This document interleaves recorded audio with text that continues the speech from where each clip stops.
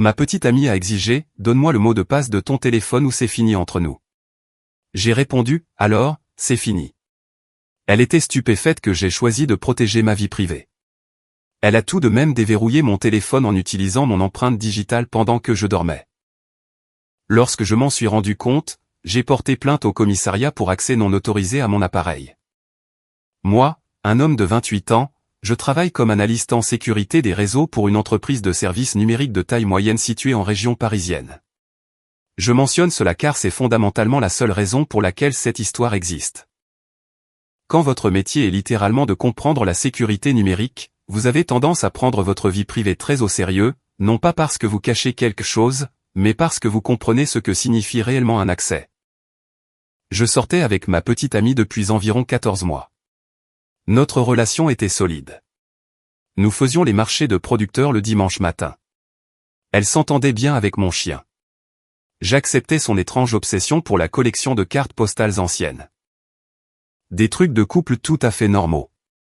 Aucun signal d'alarme majeur. Du moins, c'est ce que je pensais. Tout a commencé un mercredi soir ordinaire. Nous étions sur son canapé à regarder une série documentaire sur des affaires criminelles sur Netflix quand elle a soudainement mis sur pause et s'est tournée vers moi avec une expression que je n'avais jamais vue auparavant. Comme si elle avait répété quelque chose dans sa tête pendant des heures. J'ai besoin du mot de passe de ton téléphone. Ce n'était pas une question, mais une affirmation. Je l'ai regardée et j'ai presque ri parce que je pensais sincèrement qu'elle plaisantait. Pourquoi? Parce que si tu n'as rien à cacher, ça ne devrait pas être un problème. J'ai posé mon verre d'eau. Je n'ai rien à cacher, mais je ne te donnerai pas non plus le mot de passe de mon téléphone. Elle m'a dévisagé comme si je venais de lui avouer que j'étais secrètement 3 ratons laveurs dans un imperméable. Excuse-moi, mais mon téléphone contient des informations professionnelles. Des données de clients, des identifiants de sécurité. Je ne peux littéralement donner accès à personne. C'est dans mon contrat de travail.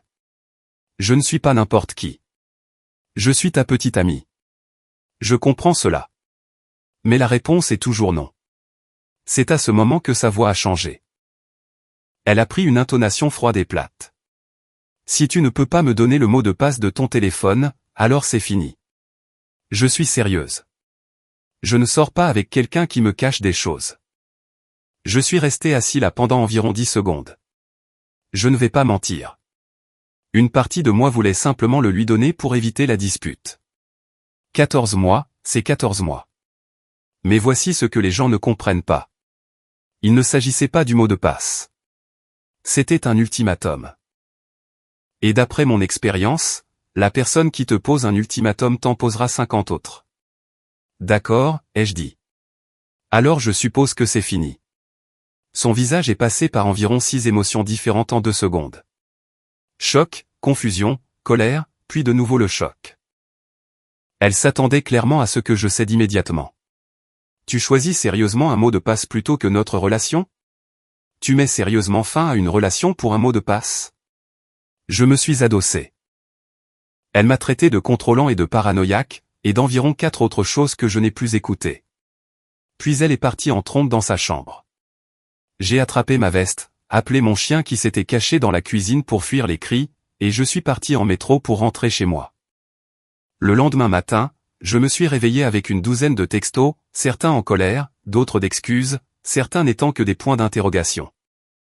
J'ai répondu à l'un d'eux, je pense que nous devrions prendre un peu de distance et parler dans quelques jours, quand nous nous serons tous les deux calmés. Elle a répondu, d'accord, mais ce n'est pas fini. C'est là que j'ai commis une erreur.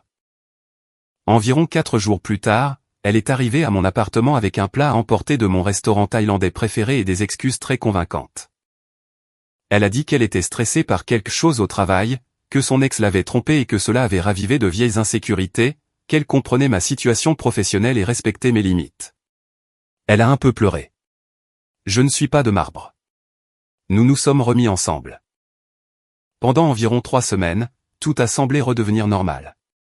Mieux que d'habitude, en fait.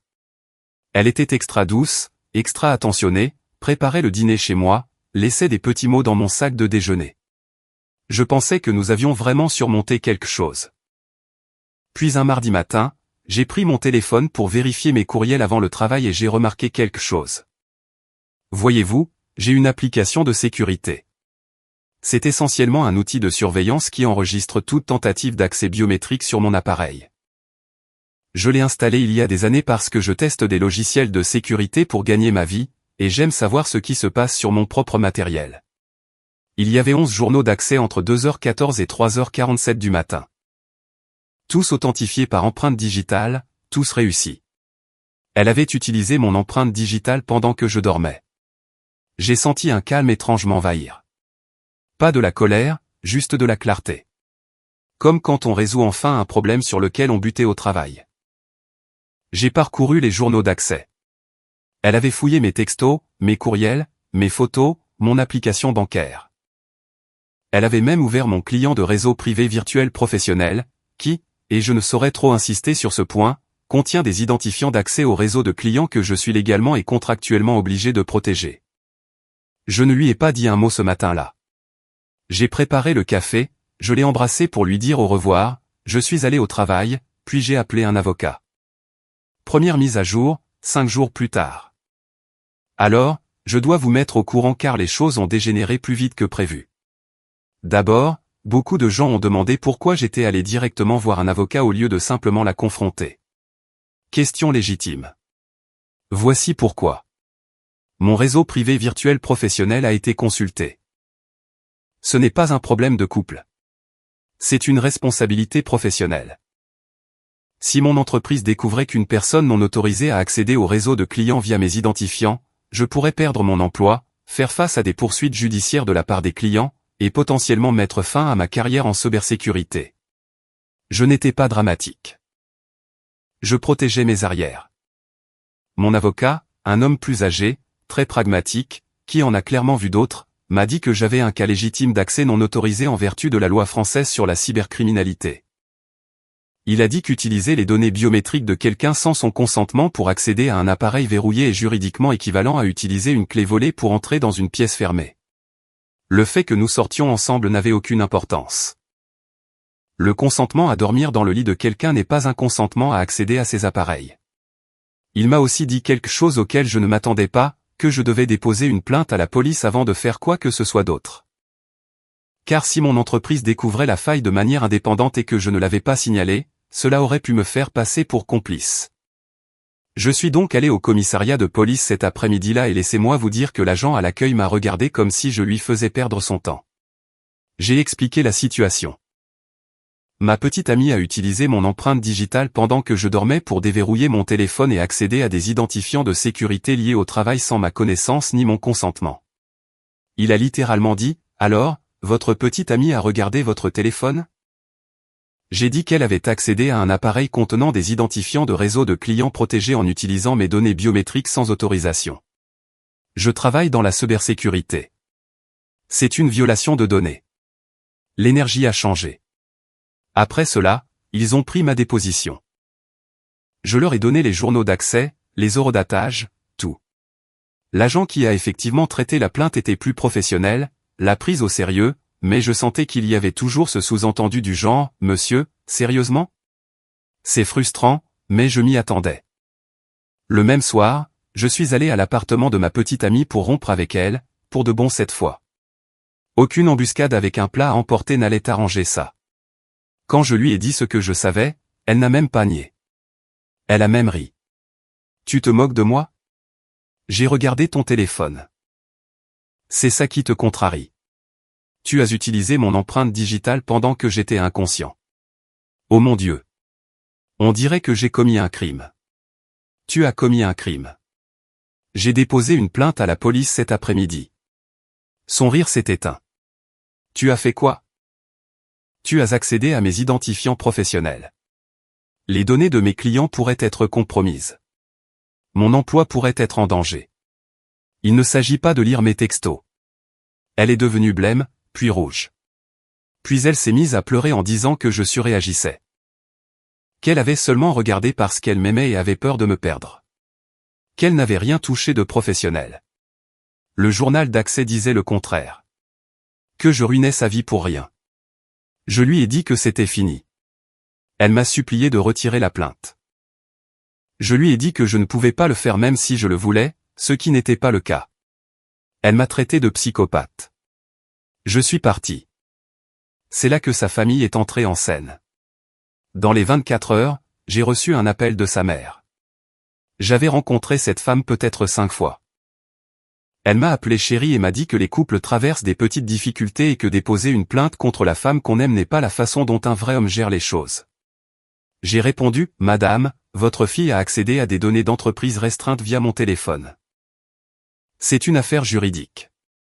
Elle a dit, et je cite, eh bien, peut-être que vous ne devriez pas laisser traîner votre téléphone s'il est si important. J'ai raccroché. Puis son frère a appelé.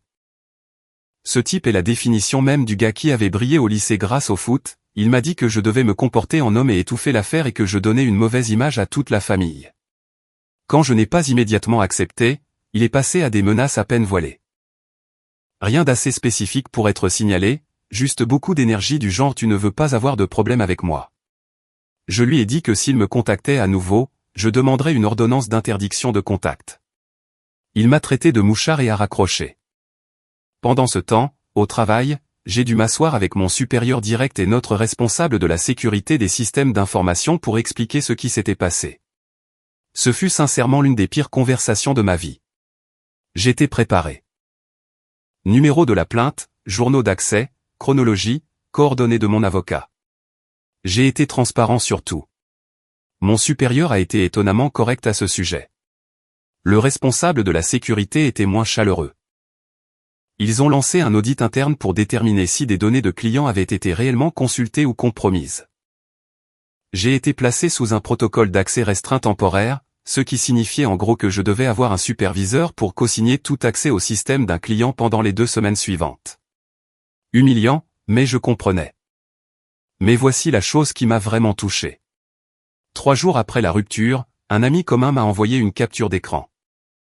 Mon ex avait publié une longue publication sur ses réseaux sociaux, sans me nommer directement, mais en rendant la situation extrêmement évidente. Sur la façon dont son ex toxique l'avait signalé à la police pour avoir regardé son téléphone et comment elle était criminalisée pour s'être trop souciée. Elle a présenté toute l'affaire comme un récit d'émancipation. Comment elle refusait de laisser un homme la faire sentir comme une criminelle pour avoir fait confiance à son intuition. Les commentaires étaient hallucinants. Des centaines de personnes me traitant de contrôlant et d'abusif. Ses amis se taguaient en disant « Oh mon Dieu, je savais qu'il était bizarre ». Quelques personnes qui ne nous connaissaient même pas écrivaient des paragraphes sur le fait que les hommes qui cachent leur téléphone sont toujours coupables. Je ne vais pas mentir, ça m'a fait mal. Parce que personne ne connaissait toute l'histoire. Personne n'était au courant des identifiants professionnels. Personne n'était au courant de l'accès biométrique à 3 heures du matin. Ils ont juste vu, une petite amie vérifie le téléphone de son petit ami, le petit ami appelle la police, et ils ont porté leur jugement. Mais je n'ai pas répondu publiquement. Mon avocat m'a dit de ne pas le faire, alors j'ai juste encaissé. Deuxième mise à jour, 3 semaines plus tard. Bon, il s'est passé beaucoup de choses. Accrochez-vous. D'abord, la situation au travail. L'audit interne est revenu et a confirmé que bien que mon client de réseau privé virtuel ait été ouvert, aucun système client n'a été réellement consulté au-delà du portail de connexion.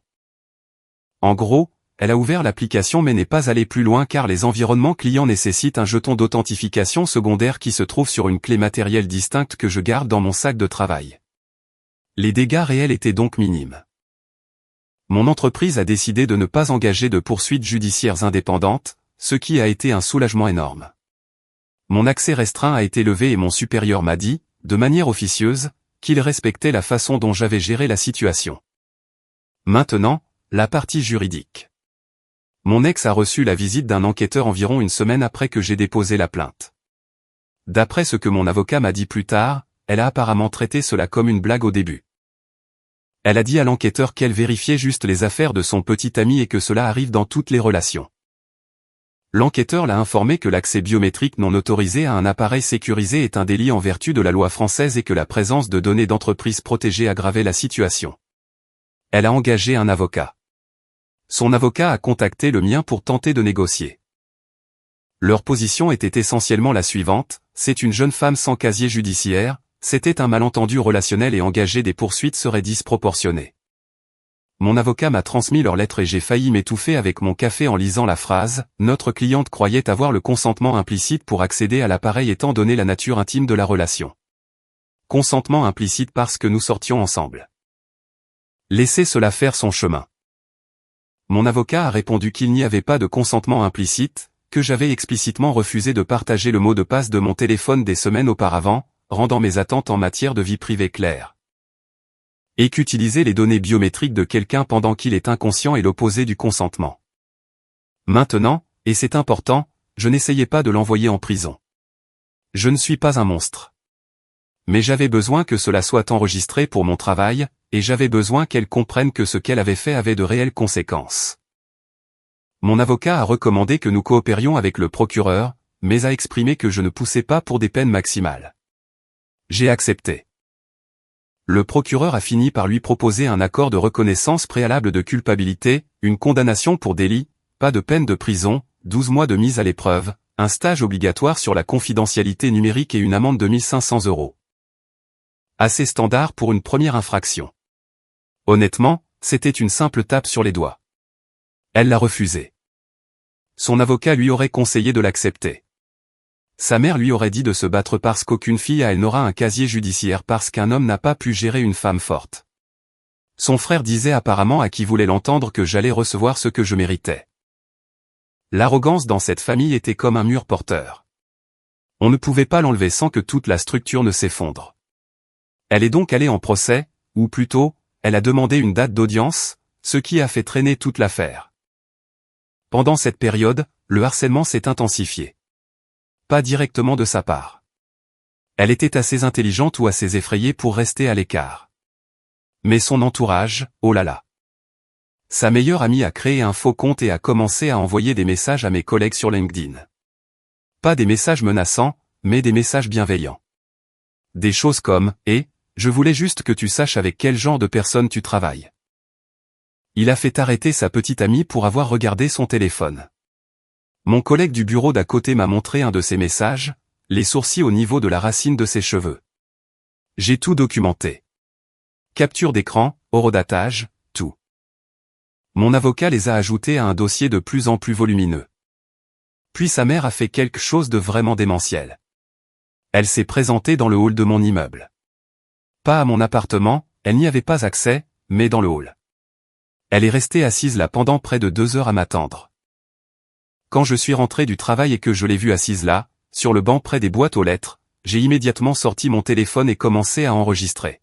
« Nous devons en parler comme des adultes », a-t-elle dit. « Madame, votre fille a une affaire pénale en cours contre elle. Vous ne devriez pas être ici. C'est mon enfant et vous détruisez sa vie pour un téléphone. Je vais vous demander de partir. Vous savez quel est votre problème?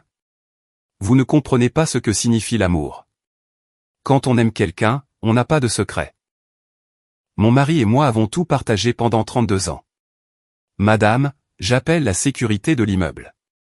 Allez-y, appelez qui vous voulez. Vous êtes doué pour appeler les gens, n'est-ce pas? Appelez la police pour une fille qui vous aimait. Quel genre d'homme fait ça? La sécurité de l'immeuble l'a escorté dehors. J'ai déposé une autre plainte et mon avocat a envoyé une mise en demeure à toute la famille.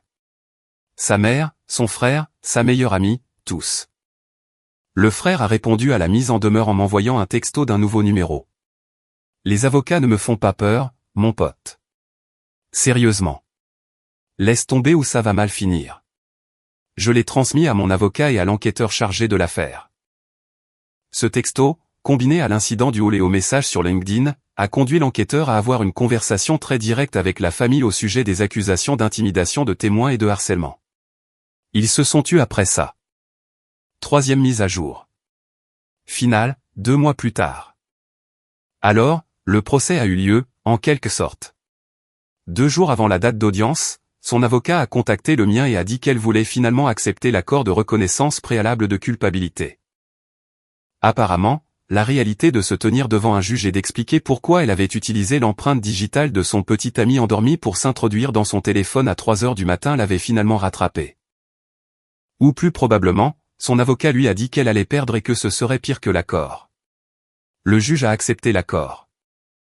Condamnation pour délit, 12 mois de mise à l'épreuve, le stage sur la confidentialité numérique, une amende de 1 500 €, et ceci a été ajouté en raison du comportement de la famille, une ordonnance d'interdiction de contact la couvrant elle, sa mère et son frère. Le juge aurait eu des mots assez vifs sur le système de soutien de l'accusé que j'aurais aimé entendre en personne, mais mon avocat me les a rapportés avec un plaisir évident. Maintenant, laissez-moi vous parler de la partie qui comptait vraiment pour moi, car ce n'était pas l'affaire du tribunal. Environ une semaine avant l'accord, le responsable de la sécurité de mon entreprise m'a convoqué dans son bureau. J'ai cru que j'allais me faire virer. Au lieu de cela, il m'a dit que la façon dont j'avais géré toute la situation, la documentation immédiate, la plainte à la police, la transparence avec l'entreprise, avait en fait impressionné l'équipe de direction. Il a dit que la plupart des employés dans ma position auraient essayé de cacher la faille et que ma réaction démontrait exactement le type de mentalité axée sur la sécurité qu'ils voulaient dans leur organisation. Ils m'ont offert une promotion, analyste de sécurité senior avec une équipe de 3 personnes sous ma responsabilité et une augmentation qui m'a un peu fait monter les larmes aux yeux. J'ai commencé le lundi suivant. Alors oui, mon ex a violé ma vie privée, ma confiance et potentiellement ma carrière. Elle a choisi de combattre les conséquences au lieu de les accepter. Sa famille a choisi l'intimidation plutôt que la réflexion.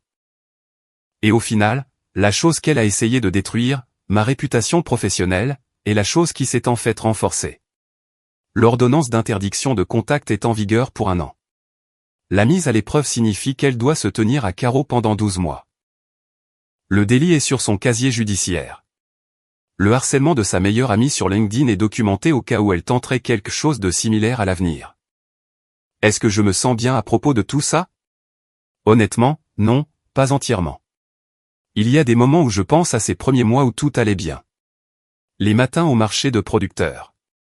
La façon dont elle volait mes sweats à capuche et refusait de me les rendre. La façon dont elle m'envoyait des faits aléatoires sur des cartes postales anciennes comme si ça m'intéressait. En fait, ça m'intéressait un peu. Cette personne, ou la version d'elle que je pensais connaître, me manque parfois. Mais la personne qui a manipulé mon corps inconscient pour accéder à mon téléphone à 3 heures du matin, la personne dont la famille m'a menacé et a harcelé mes collègues, la personne qui a essayé de me faire passer pour le méchant pour avoir protégé mon gagne-pain. Cette personne a fait ses choix, et les choix ont des conséquences. J'ai modifié mes paramètres biométriques pour exiger à la fois une empreinte digitale et un code PIN pour un accès complet. Je dors maintenant avec mon téléphone dans le tiroir de ma table de nuit, ce qui est probablement sain de toute façon. Mon chien ne semble pas avoir d'opinion sur tout cela, ce qui n'est pas surprenant. Quelques-uns des amis communs qui avaient vu sa publication sur les réseaux sociaux et qui avaient initialement pris son parti m'ont contacté après avoir appris plus de détails. Certains se sont excusés. D'autres ont juste aimé maladroitement mes publications sans rien dire. Un gars, quelqu'un que je considérais en fait comme un ami proche, m'a envoyé un texto de 3 paragraphes qui se résumait à « J'aurais dû demander ta version des faits avant de faire des suppositions ». J'ai apprécié celui-là. Je ne sors avec personne en ce moment. Non pas parce que je suis amer. Je suis juste occupé avec mon nouveau poste. Et honnêtement, après tout cela, j'ai appris que mes limites ne sont pas négociables. Ni pour un plat à emporter, ni pour des larmes, ni pour des ultimatums. Commentaire, je tenais à partager avec vous une réflexion qui m'est venue après avoir écouté cette histoire. Protéger ses limites personnelles reste pour moi un acte essentiel de respect de soi. Je crois profondément que dire non quand il le faut permet de préserver sa dignité. La responsabilité envers sa propre vie nous aide à avancer avec plus de sérénité. Choisir la paix intérieure plutôt que de prolonger les tensions demande du courage. Avec le temps, on apprend à guérir en restant fidèle à ses valeurs profondes. La gentillesse commence toujours par soi-même en étant honnête avec ses besoins. Je vous invite à réfléchir tranquillement à vos propres limites dans vos relations. Chaque jour offre l'occasion de cultiver cette paix que nous méritons tous. Et je suis persuadé que vous trouverez la force de vivre selon ce qui vous rend vraiment libre. Si vous avez aimé, n'oubliez pas de laisser un commentaire et de soutenir la chaîne en vous abonnant. À bientôt pour les prochaines stories.